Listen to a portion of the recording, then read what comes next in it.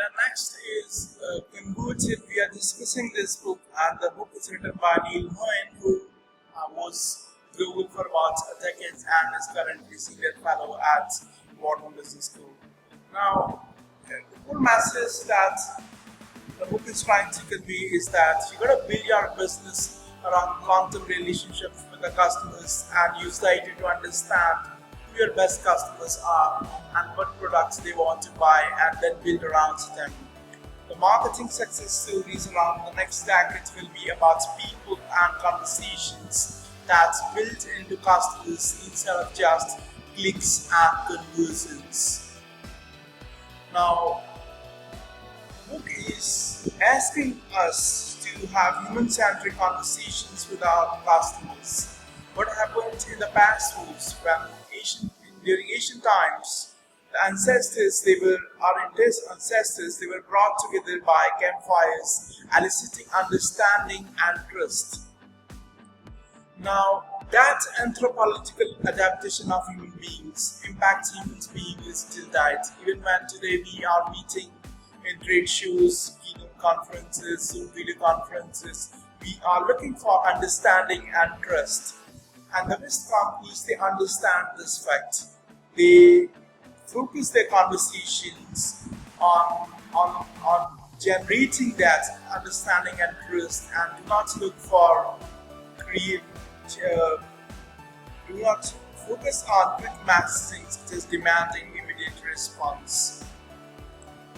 Now, another thing that you need to understand is that start marketing analytics project. You have to understand that at some stage you have to think about developing in-house marketing analytics, and when you are developing in-house marketing analytics, you have to focus on what is moving business forward instead of connecting everything to the internet. There is tendency that you try to capture everything, but you need not to capture everything. You need to capture only those points in the customer journey which matter to you, which determine whether the customer is buying your products or not. And instead of looking to capture the whole data and then starting creating value for your business, you should think of a small data that is available for you, and start creating values for your business straight on. So that small amount of data might be a simple spreadsheet with name and customer ID. The approach is that you have to focus on creating value for your customers straight away from the data instead of just collecting huge piles of data. Then organize the data on the basis of names and know everybody's name. You have to understand this whenever you are doing any sort of marketing analytics. Always categorize the data on the basis of the customer's names, and you have to be able to identify the customers who are visiting your product or service or website by using different IDs. If somebody uses 5 different IDs and visits your website, you should be able to identify that who is that person who is using 5 different IDs. For that, you have to offer incentives to encourage customers to register for your account easily. You can use options such as sign up with Google, sign up with Facebook, and you have to offer exclusive content, promotional offers, and coupon codes. Now, at Ritz-Carlton, the staff keeps customer preference pads in their pockets. Whenever they encounter a customer, they enter into conversations with the customer and they try to look for information that might help them to improve their service in the future. The smart marketers, they respond to the customer with the nimble questions that tell them more about the customer's goals and advance the conversation and deepen their understanding. The more knowledge about customer is a significant competitive advantage. Now, when you are asking questions with your customers, you have to have pervasive curiosity. You always have to be curious about your customers, know about their preferences, know about their dislikes, And as I have told that more knowledge about the customer is a significant competitive advantage. And when you are asking questions, you have to rotate questions to gather new insights. You have to try asking different questions, ask questions in different ways and at different times. But important thing that you must keep in mind while you're asking questions is that you have to ask with intention. Do not ask any question. You ask only those questions which will give you information which will impact how you're going to plan your marketing campaign in the future. Now, also do not ask too many questions. If you go too detailed, it just will not piss off the customers. But remember that anything that you learn has a limited time span in today's fast-changing VUCA world. Now, you can use various modes to collect data or ask questions to your customers. First is you can collect information from website interactions. For example, if somebody is visiting your website, you can ask questions such as, is this trip for business or for pleasure? Now, this simple question will tell you about the reason why the customer is going for a trip. You can use a very simplistic and cheap available products from Google service to gather information about your customers. You can use various online chat products to gather qualitative analysis, to gather qualitative data about your customers.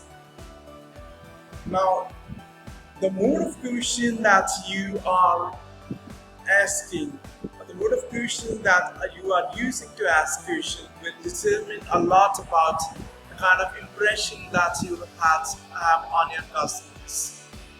You can have a variety of questions. Let us look at some examples. Are you buying this as gift? If somebody answers yes to this question, it gives a very big important knowledge, because when somebody is trying to give gift to somebody else, they are really circumspect about the technology, about the packaging.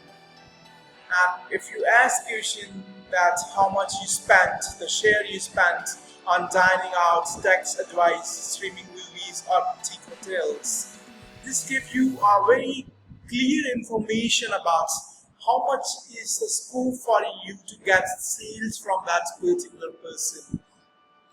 Then if somebody is coming back to your website, you can ask questions such as, when are you planning to buy a house? If you are a website which is selling homes, so the customers will visit you many times, and you can ask question, when are you planning to buy a house?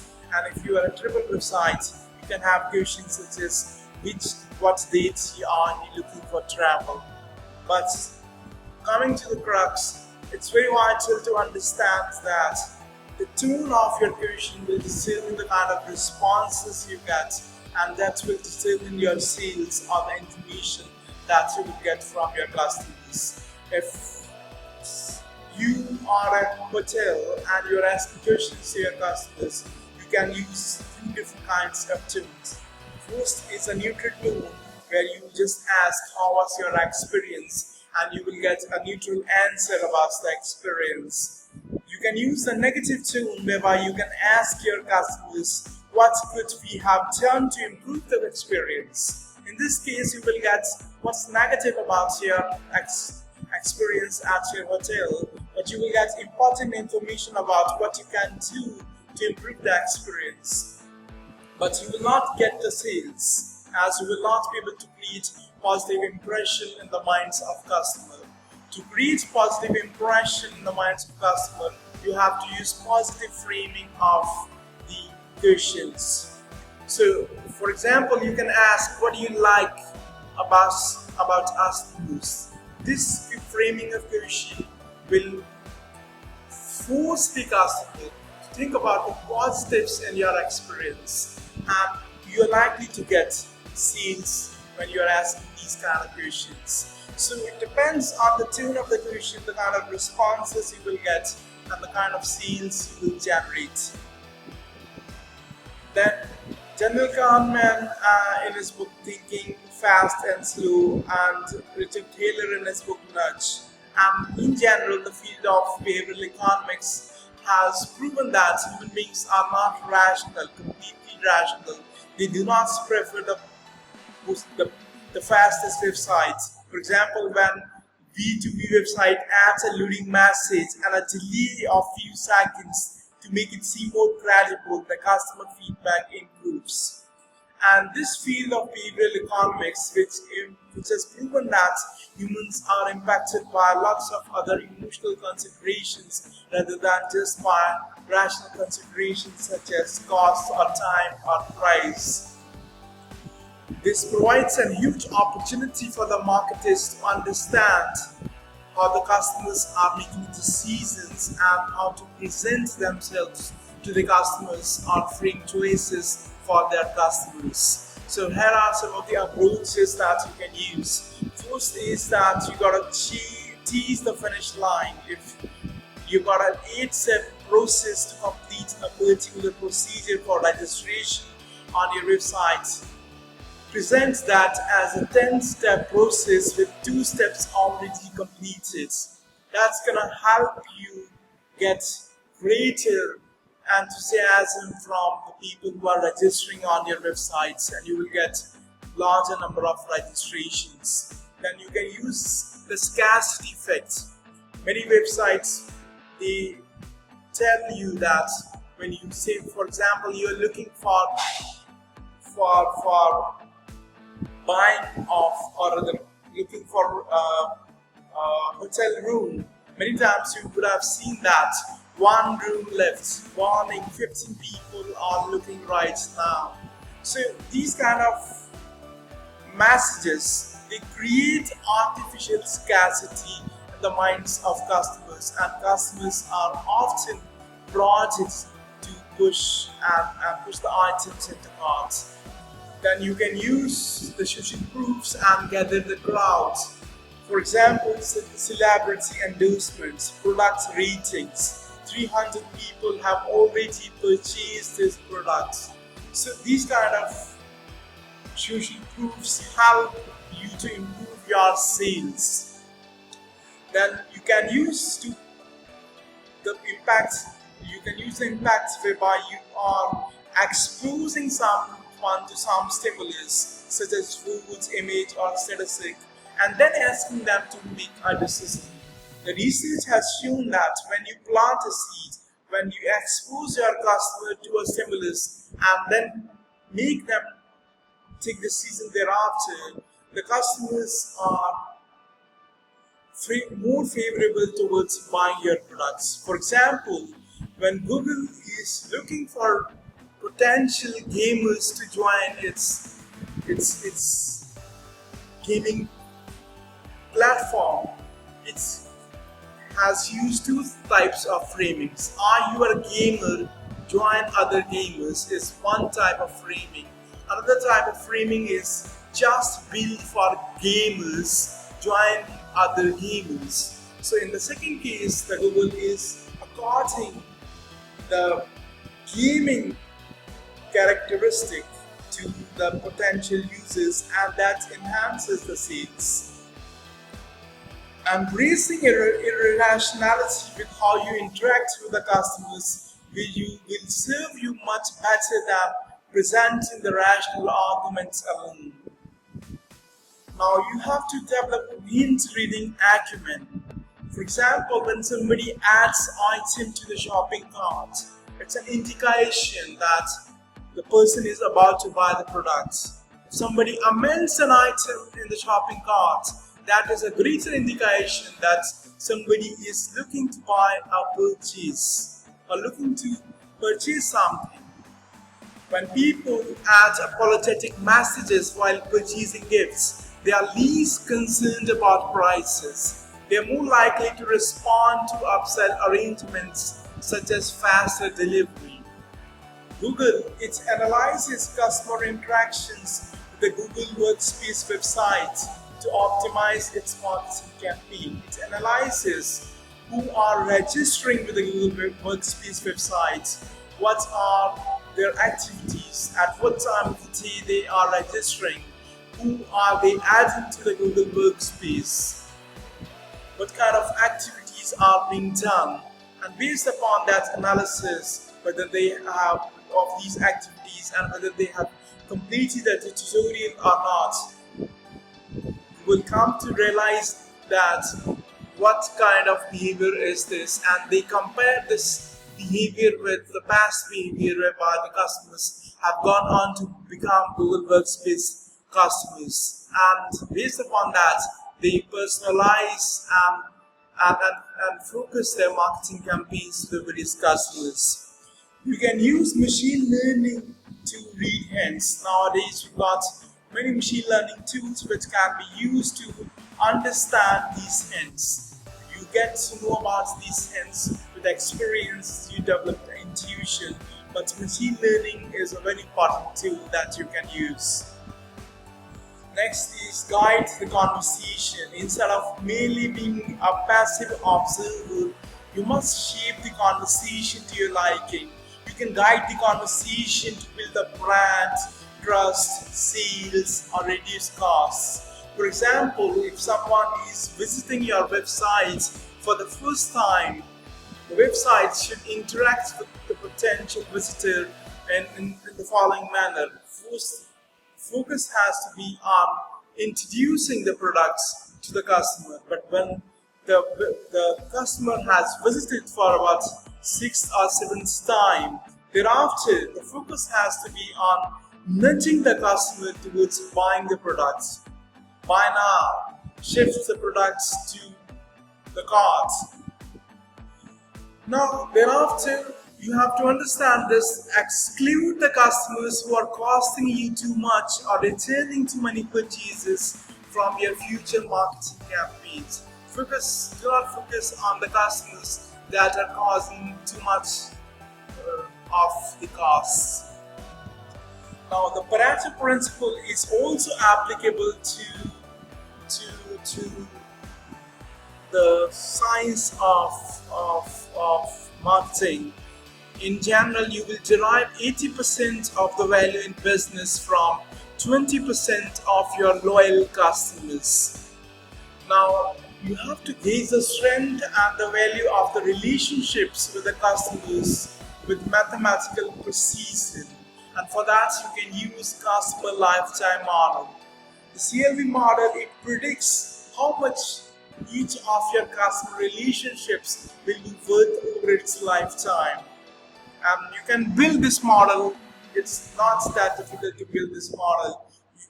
You just need 3 types of data. First, the date and the value of transactions, and then some type of IT to connect multiple transactions with single person. The type can be name, customer ID, email ID, loyalty program number. Thereafter, you need data for greater of 24 months or 6 times the average length between transactions. The CLV model will predict how your relationship with each customer will unfold in future. It will predict the number of future transactions to be performed by each customer, average value per transaction, and probability of future transactions. By dividing your data into 2 halves, you can use the first half to build the model and second half to test the results. Then thereafter, you can compare the model with the actual results. If the mean average percentage error, the mean, is less than 10%, your model is robust. You can slice the CLVs into quintiles, and after you would have done that, you will realize that 80% of your value is coming from 20% of your customers. The bottom 20% in general will contribute less than 5%. The distributions might vary depending upon the industry. For example, in consumer goods like toothpaste, bleach, or orange juice, the value is evenly spread with about 20% driving, top 20% driving about 50% of the value. But in mobile application, Apple finds that about 95% of their store billings comes from just 8% of their customers.